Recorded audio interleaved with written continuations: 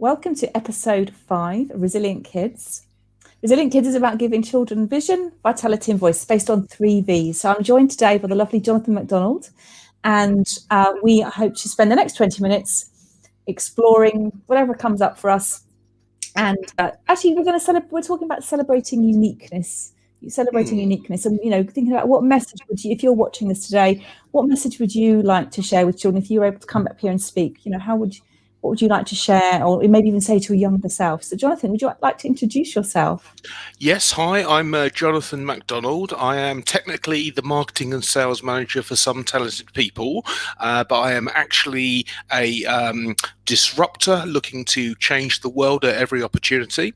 I spent 10 years, well, more than 10 years, 12 years coaching and volunteering in primary schools, and I've personally coached 689 children and 18 dyslexic children, and I've met 3,000. So I have a broad view as opposed to a specific personal view. Mm-hmm. And what got you into sort of working with the kids? How did you went down that avenue? So there were two things that happened to me in my personal life. The first thing, in 1996, I had a motorcycle accident and I lost the use of my right arm, and upper right side. So I'm paralysed, all the upper right back and shoulder and what have you. And it's incredibly painful. They talk about this opioid crisis. So if you go to the doctors and ask for morphine, they won't give it to you. But if they finally repent and give it to you, they'll give you 10 milligrams. I've got a friend who's got stage 4 cancer at the moment, bowel cancer. They give him 20 milligrams at night. In 1996, between 96 and 2002, there was a product called Oromorph. The pink tablets were 750 milligrams and the blue tablets were 1,250 milligrams. And I had a strip of each every day. Wow. Just to function. And the rage and the internalization of that much pain, and I was 22 at the time, so my self-image was destroyed. I became dependent on people for things like that, and I didn't like that at all. And basically I was going either to kill myself or kill someone else, frankly, by driving in all sorts of intoxicated states. And then I was sitting in the hospital that I did my surgery in, and there was a poster on the wall for hospital radio. And I thought, I'll go along because I know what hospital's like. Went along, went out just in general wards, and then started working with a guy called Graham, who did the adolescent ward, which is 4 to 18. And I experienced the energy of children when they're laughing and squealing and giggling and running and playing, and that is it's like a ball of energy that I see. I see the child, but I see this ball of energy as well. And in hospital, obviously, it's the most horrific situation for the parent of the child. My God, I mean, and especially the Royal National Orthopaedic Hospital, you've got scoliosis, you've got cancers, you've got limbs being removed, you've got bone marrow transplants, you've got just the worst possible things to be put on children so young. And it was because I started volunteering there that I really enjoy being an idiot. And children really enjoy that too, irrespective of what is going on, apparently, because they don't have the life context to think that this is bad. All they think is, well, this is this. And they so responded to play that the show that this guy Graham had been doing for 25 years, and I was 23 at the time, within 3 weeks, I had completely taken over and made the show. I had this printed out this script, wrote out a script, clipped bits out of Radio 4 comedy programs, had this competition every week where basically, so the way to deal with children our way to do with children. They're lying in bed. You go, hi, how you doing? Have you heard of the hospital radio? No. And you go, oh, I can't believe you missed it. Oh my God. Right. Another question. Do you prefer Maltesers or minstrels? And you hold them up and they go, oh, Maltesers. And you go, all right, well, the bed next door wants them as well, and them over there. But later on, I've kidnapped an animal and I'm holding it hostage in the studio. But if you phone in and make the animal noise, maybe you can lure it to freedom. So we had sheep in the sheets, donkey on diamorphine, elephant with the ECG, and monkey in the mirror. And yeah, the thing about it is that it's all about the anticipation before the show. To get an engaged audience, if you go up and say, oh, do you want a song? And they go, yeah. And then you go away.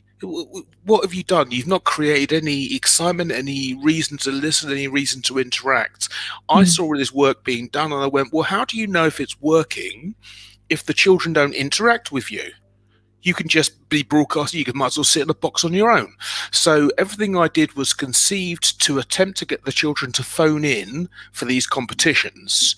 And yeah, if you make a fool of yourself, so you go monkey in the mirror, you go, ooh, ah, ah, ah, ah. One of these days I'll play you the demo of our show because it's so funny.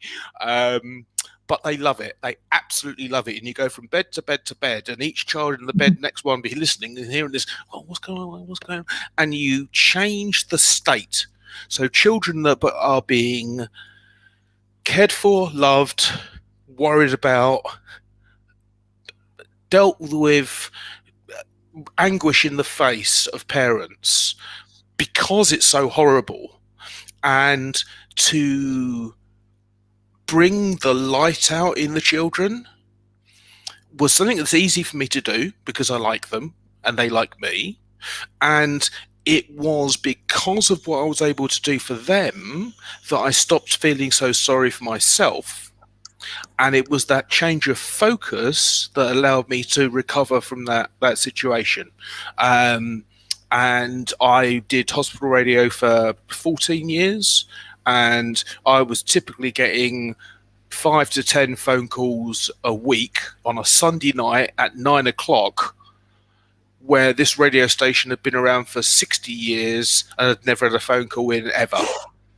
So it's ridiculous. And then the second time I had a bunch of strokes. So I had to learn to walk and talk and all this sort of stuff over again. Go on. How old were you when you had the strokes? So the last one was 2006. So I'm 48. So how old is that? I don't know, 35-ish.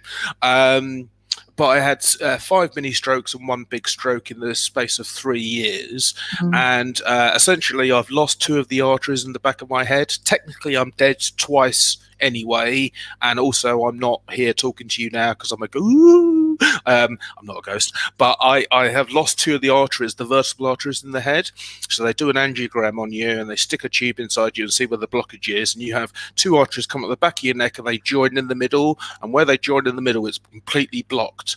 And the irony is that the 5 mini strokes, I'd started sprouting this little tiny blood vessel. So if the artery is like that, the vessels I've got are like that. But they kept me alive. And who got you laughing through those times? If you weren't on the radio, who was your clown? So basically, without being too scatological, when you have a traumatic incident, sometimes you become a little bit constipated. And I couldn't really see, I couldn't speak, I was in a wheelchair, on a ward with people screaming and all sorts of terrible things. I mean, it's a nasty experience to have. And the TV room, and I was watching Mock the Week, and it was a Mock the Week episode looking at Gordon Brown being a Dow Scott and all the rest of it, and I was laughing so hard. It wasn't even the family room. I was watching the TV above the bed. I was laughing so hard that nurses said, can you go down to the family room because you're disturbing the other. Yeah, and that was the night I first was able to release, shall we say. So, yeah, Gordon Brown. Yeah, Gordon Brown literally made me myself. Yeah, which was, he has to have a purpose, but I came. A purpose. Yeah, a purpose. But I came out of that, and essentially, they said, "Oh, you shouldn't be alive. I've never seen this condition and anyone's still alive before," which they didn't say it to me, but I overheard them. And obviously I took that relatively badly. So I came out, I moved to a house near to my dad's, so I was close because I was expected to have another strokes imminently. I paid for my funeral. I gave away anything in my cupboards I hadn't used for 5 years. I studied Buddhism in a way, and I chose a life based on the principle that if I'm going to die tomorrow, then I'm not going to die like this, because at the time I had a brace on my leg. I had one of those walking sticks with the 3 tennis balls at the bottom, I felt pretty awful, frankly. And I was in the gym because I joined this gym because my cousin's girlfriend was a member, and I thought, right, well, I don't care if I have a week, if I have a day, but I'm going to make it the best day. So I joined this gym, started doing exercise, met a head teacher in the jacuzzi, and even though I can't speak properly, I was communicating with him. And he said, "Oh, you should volunteer in primary school because there's very few men in primary education." And I went, "Oh, fuck, can I swear? Well, bugger me." Well, bugger me, I said. I didn't expect to be alive in a week's time, so I'm not going to waste an opportunity like that. So I said, yeah, and I filled out my CRB forms and the rest of it that afternoon. And by the following Monday, I was volunteering. Now, I could only do half a day a week. Everything to rewire your brain is so tiring, because everything that was automatic that you learned as a child, you have to relearn how to make muscles move, how to conceive of thoughts. And actually, it was partly because I had the strokes that I realized about my brain function, which is different. But anyway, the children, so I was with one class from year 3 to year 6, and they're so fabulous. They're like, so I turned, because obviously I didn't have this beard at the time. And actually, I was wearing a shirt and trousers, but I think there's just something in my eyes. The kids go, "Yeah, he's one of us." And I'd turn up, and they'd come running up to the fence, like a wire fence, and they'd cling up to going, "Hey!" And I go, "Hey!" And it was just fabulous. And we got to a point, usually in schools, you get these volunteers come in who are either trying to qualify or are elderly and want to give back, which is all very kind. But what they're given to do, they get to take the children out of the class, sit at these little tiny desks, so you like sit down like this, and they read, and you're going, and I saw that, and I went, that is the most boring thing I've ever seen in my life. Why the hell would a child want to read like that? So again, it's all about, to me, it's so obvious. So they have these egg timers, like 1 minute, 3 minute, 5 minute egg timers, big plastic ones.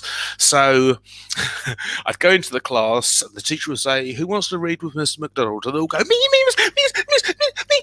And the reason they did that was because basically what I did was I said to them, right, you do the character voices and I'll do the music, and then we'll make the story come alive. And I'd get the timer. I go, "You ready?" And they go, "Yeah." I go, "Not yet." I go, "You ready?" They go, "Yeah." I go, "All right, you're all right." Bang, like that. They go, and the thing is that it changes their state to one of excitement. And therefore, and also, it's also true that to understand how to do a character voice, you have to be reading ahead of what you're saying to know who's saying what it is they're saying. So it's an advanced, superior to regular education in every single way, like 30 times, 40 times better. And again, and it used to get to the point they'd see the egg timer flowing down. They'd go, "Oh, no. And as they came to the last word, no matter where they were on the page, I'd go, "No." I'd slam my hand down on the page and go, "No." And then I'd have to wait until the next time they came to read with them. And so, again, the joy, if you enjoy what you're doing with people, especially with children, they're so brilliant, like luminescent. Like literally, it was the life that made me want to get better. So yeah, I like that's them. A beautiful story. And And you've given me lots of ideas. Actually, I do feel the same as you, as though about changing energy, changing states. And something I do regularly in the sessions I'm running is I encourage children to smile. Yeah. And that's how we've connected yesterday. We've met several times and done different videos on different platforms. But I decided, I woke up and decided, I want to write a quick post about smiling, because every time they come to me, I go, what we're going to do first of all is we're going to smile and we're going to tell some jokes. Excellent. And I think if we just get our bodies smiling, get our face smiling, and then we smile throughout the session, whatever it is I do after that, it's just like you say, it changes, and they're a bit nervous, obviously, because they're coming online. It's a bit of a different space for them. It's a bit different to being comfortable with their school and their friends. But I totally get what you're saying, and I work with a couple of kids, and one of them has dyslexia. And if we move and we change and we do things that kind of change our states and move, it just goes, the maths just so much easier. Absolutely. Much easier. Now, you've also, if you want to find out about you, I'll put your links in afterwards. I know we can put something into the banners, and I know you're on LinkedIn. Yep. Jonathan McDonald on LinkedIn. And you've also written a book, haven't you? And just show your book so that... So basically, oops, where is the camera? Yeah, so I basically conducted 3,000 or so experiments, because it was 680 children, but I was there's a thing called NLP, neuro-linguistic programming, and if you're agile enough in your mind, you can see things happening and change what you're doing in the moment. So I was running lots and lots of A/B experiments all the time in every session I gave. And basically I was volunteering my time because I thought there's something about me that makes me able to get over various things. So I had the motorcycle accident, I broke this wrist, I can't feel my fingers, I've had 6 strokes, my mum died on Christmas Eve, I was not neglected as a baby, not picked up for 9 months, didn't have legs that worked for the second year of my life, that sort of stuff. Lots and lots and lots of little things, not massive things. Just your average child. Well, no, but because the thing is that when you compare me to someone who's on the street, because there's more of them now, you compare me to someone who's a victim of sexual violence, you compare me to someone who doesn't know where they're going to live, and frankly my life is easy. So I always try and keep my issues to the appropriate degree. But yeah, so I was volunteering my time, I was getting better and better and better, and it's like you said with your sessions, where you get them to laugh, you get them to use their bodies. Everything I was doing was based on this natural energy that children have, and they are so controlled in school that it is not enjoyable. They will say they enjoyed themselves, they'll say they love their teachers, but that's only because they haven't seen a choice. When I went into school and did my coaching sessions, the children definitely enjoyed that, because I had them running and shrieking and jumping and making noise, and I scream out to them, scream so loud you make the glass rumble, and they go, ah! And I go, I thought you were children, ah! Like that, just to get them in this high state. And there's a thing called anchoring. So I used to get them to go tap, tap, tap in their forehead whenever I get them up to this high state. And so from second 1 to second 30, whack, just bang, straight energy, anchor. Then a little bit of information, then incantation. Used to use this thing from Kung Fu Panda. Yesterday is history, tomorrow's a mystery, but today is a gift. That's why it's called the present. I get them to scream that out at the beginning of every session. And basically what I was doing, without really knowing it, was and it's obviously perspective, but I was correcting what I thought to be errors in the way that children are raised. So I don't think I'm better than them. I don't think they have to pay attention to me if I'm not being interesting enough for them to want to pay attention to. I will join them when we're all in the hall singing, and the children are supposed to sing, but the adults don't. And you go, what kind of teacher are you to not even demonstrate what you want them to do? I know. So, yeah, and the trouble is that children love me, I love them, we do these amazing things, and the teachers, they hated me. They hated me so much. So this spiky collar that I wear is... Oh, I've never seen your spiky collar. Have you never seen? Bloody hell, you haven't lived, girl. I have four of them. Yeah, I have 4 of these, and I call them my vampire repellents. Oh, okay. Yeah, because, I'm not anti-vampire, but children won't go for me. So I'd say to the children, and this is the thing I noticed, children of 7 and above, you go, it's a vampire repellent. And they would say, vampires aren't real. So I would say, well, how many vampires can you see? And they'd say, none. And I go, well, it works then. But children in year 1 and 2, so 5 and 6, I say to them, do you know what the word repellent means? And they go, no. I go, okay, well, if an umbrella is a rain repellent, what does repellent mean? And they go, oh, yeah, it keeps the rain off. I said, yeah. I said, well, this is a vampire repellent. And as I said, I've interacted, so year 1 and 2s, probably about 1,500 year 1 and 2 children in 18 different schools, and they'd go, but what if I bite you on the arm or the leg or the hand or the head or the shin or the thigh or the... And I thought, oh, that's just a funny story. And then I found out a bit about dyslexia and the fact I experience the world multi-perspectively all the time. And I suddenly went, oh, they see multiple versions of reality. We try to give them a single fact, but they see all the exceptions. And in fact, your message of giving them a voice. So here's a good tip for anybody who wants to find their way out of a problem. You explain your problem in a way that a child can understand and make it fun, and the inventions they can come up with. So this obviously is now going back 15 years, but at the time, the UK's youngest inventor was a kid called Sam Houghton. And Sam Houghton was a fan of Balamory, as an inventor. And he was watching his dad sweep the yard, his backyard. And his dad used a firm bristle brush for the twigs and leaves, and then a fine bristle brush for the dust. And the 2.5-year-old sitting there, he's like, WTF, not that, but, and he just couldn't figure it out. So he got his grandma and a big elastic band, and they tied the 2 brooms together, hard at the front, soft at the back, half the workload. Bang, like that. Wow. And the reason that adults accept everything they accept is because they've stopped asking the questions that children ask.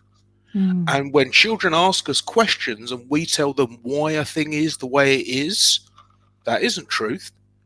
That is the sign of at large, a weakened, beaten, tired, hopeless person that accepts life as it is because they think there is no other. Because dyslexic brains like mine see multiple perspectives, I'm always stepping into different points of view and different sets of shoes. And I didn't realize for so long that other people couldn't do this. Because I thought, well, I'm not clever.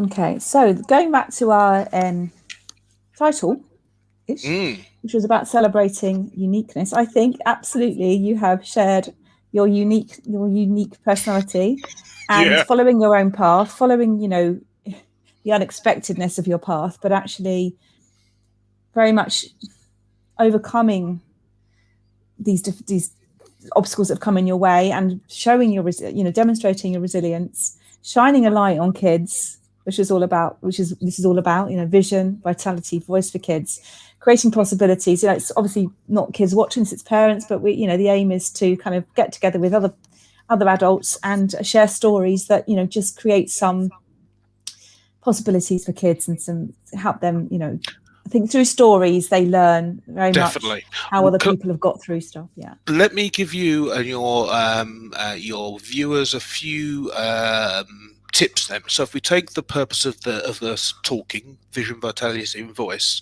So the stories I talked about is noticing what children notice.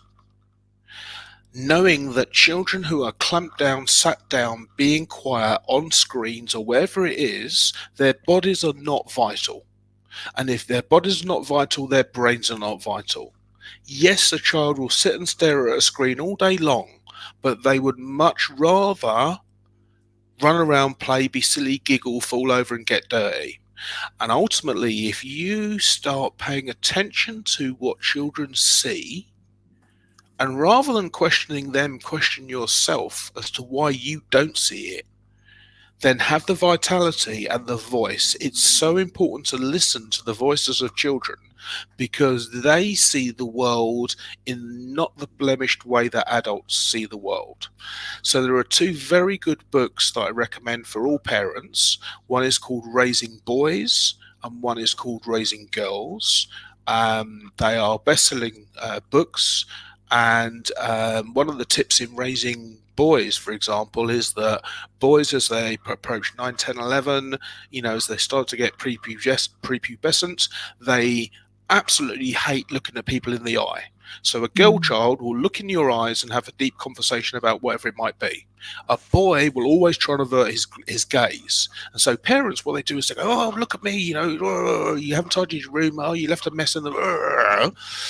And what happens is the defenses go up, the child starts shrugging or going, I don't know what, and walks off, and you don't achieve any learning. The way to break through that is to engage the young man child in a aimless task. So you're washing, he's drying.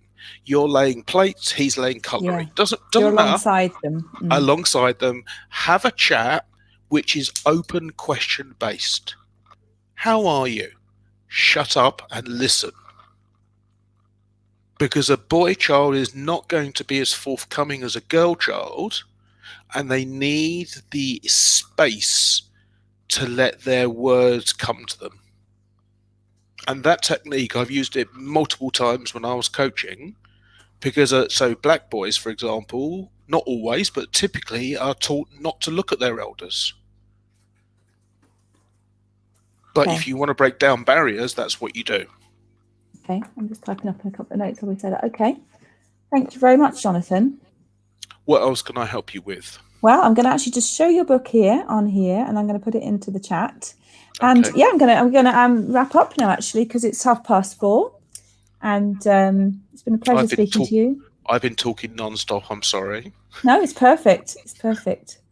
You're celebrating your uniqueness. Indeed, I am. And I wanted to hear your story very much today because I haven't heard your full story before. I knew some of your story, but not all of your story. And often we go on and we lark about and talk about other stuff. And in fact, I'll do a quick banner for another. There's another series we've done with Niall called Space.